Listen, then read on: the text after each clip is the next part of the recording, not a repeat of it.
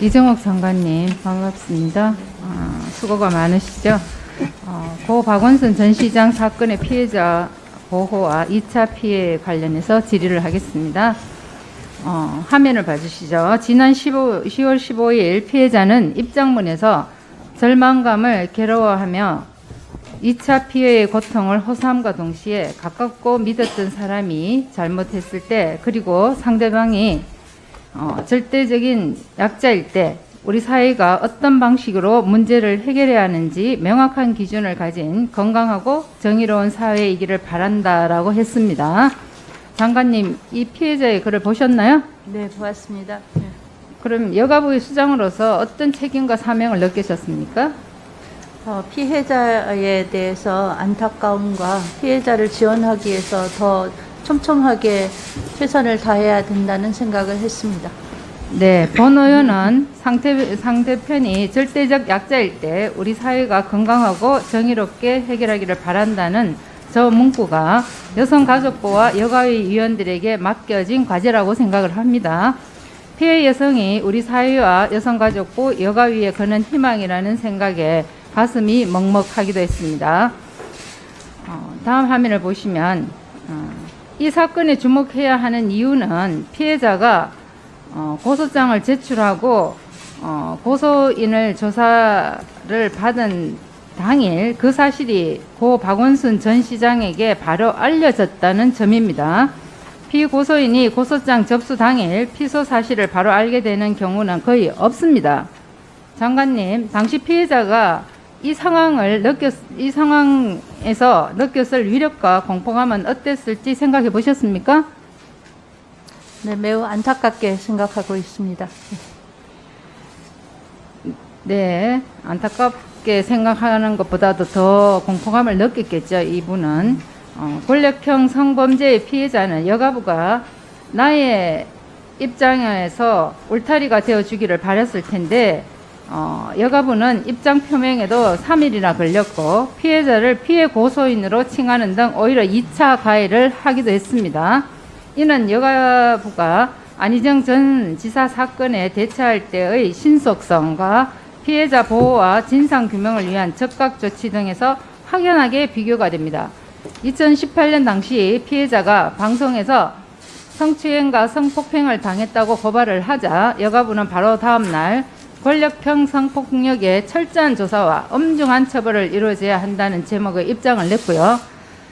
충청남도의 성희롱 성폭력 실태 특별 점검을 하겠다는 대응 방안도 담았습니다. 2차 피해 보호 및 피해자 지원 서비스의 구체적인 계획도 제시를 했습니다. 당시에 정현백 당시 장관님은 조직 내 위계 질서 하에서 발생한 성희롱 성폭력 사건에 대해 수사, 사법기관의 철저한 조사와 엄중한 처벌이 요구된다고 입장을 밝히기도 했습니다. 장관님, 피해자 보호와 대처에 엄격했던 2018년의 여가부와 2020년 여가부가 너무나 다릅니다. 2년 사이에 여가부에는 대체 무슨 변화가 있었던 것입니까? 자, 9월 17일 유튜브에는 2019년 박 전 시장 생일에 촬영했다는 동영상이 올라왔고 얼굴은 모자이크 처리가 됐지만 이 여성이 고소인이다라는 자막이 있었습니다. 지금까지 50만 회 이상의 조회수를 기록하고 있습니다. 악플도 수없이 많이 달려 있습니다. 피해자의 입장 발표 다음 날에는 전 서울시 인사기획비서관은 페이스북에 고 박원순 시장의 메모를 공개합니다. 이런 영상이나 메시지는 2차 가해로 보이지 않습니까? 의원님 질의하시고 나시면 네. 한꺼번에 답변 드리겠습니다. 여성폭력방지 기본법에 의하면 지금 나와 있습니다. 제3조 제3호 가목과 나목에 해당하는 2차 피해, 여기에 2차 피해로 보여지고 있습니다. 장관님, 동법 제14조에는 2차 피해로부터 보호받을 권리가 명시가 되어 있습니다. 제18조에 따르면 2차 피해 방지를 위해 국가와 지방자치단체가 필요한 대책을 마련하고 피해를 최소화할 수 있는 조치를 취해야 한다고 되어 있습니다. 여가부는 2차 피해 방지를 위해서 뭘 하고 있는지 궁금하고요. 피해자가 계속 노출되도록 내버려 두실 건지도 궁금합니다. 게다가 여가부의 서울시에 대한 대책도 적극적이지가 않습니다. 여가부는 서울시 현장 점검을 7월 28일에서 29일 이틀간 실시를 했습니다. 그 결과를 30일 보도자료로 언론에 배포를 했습니다. 그런데 서울시의 주요 개선 요청 사항을 공문으로 통보한 것은 그로부터 46일 후입니다. 피해자 보호에 그렇게 세심하게 배려한다는 여가부가 정작 서울시의 개선 요청 사항을 한 달 보름이나 늦게 통보한 것은 앞뒤가 맞지 않습니다. 여가부는 사건 직후 피해자 호칭을 잘못해 비난받았을 때와 비교해 100일이 지난 지금 별반 변한 것이 없습니다. 여가부는 피해자에게 든든한 울타리가 되어 주어야 하는데 그런 역할을 방기하고 있으니까 피해자가 입장문을 내가며 2차 피해의 고통을 호소하는 것이라고 봅니다. 여가부가 피해자의 2차 피해를 내버려 두는 것은 또 다른 가해의 2차의 가해라고 보여집니다. 장관님, 피해자에게 미안한 마음은 있으시죠? 네, 안타깝게 생각하고 있습니다. 예. 네, 그럼 한 말씀 해보시죠, 피해자에게요. 의원님이 질의 다 하셨습니까? 저희가 지금 현재 아니 피해자에게 한 말씀 하시오. 네, 피해자에게 저희가 계속 안부를 묻고 있습니다. 그래서 피해자가 잘 지내는지, 추가 지원이 필요한지에 대해서 아니 미안한 계속 마음이 계시다고 하셨으니까 이 네? 마음을 표현을 한번 해보시라고요. 피해자가 굉장히 저희는 피해자가 정상적인 활동으로 복귀를 해서 안정된 생활을 하기를 간절히 바라고 있고 그것에 필요한 모든 조치를 다 할 생각이고 그것을 소통을 하고 있습니다. 자, 장관님, 피해자 보호와 2차 피해 방지를 위한 대책을 마련했어요. 네네.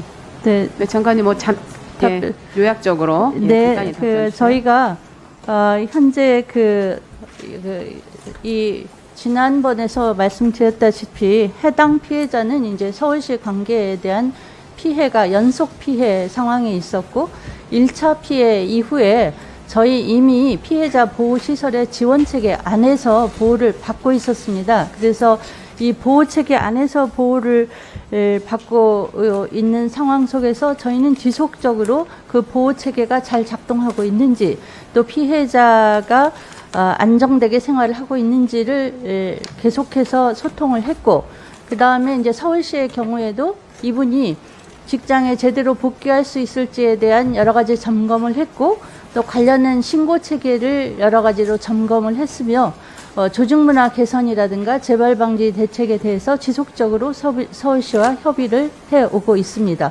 다만 재발 방지 대책은 인권위 조사가 개시되었기 때문에 서울시가 올해 2월까지 제출 마감 기한이 있어서 이 제출을 기다리고 있는 상황입니다.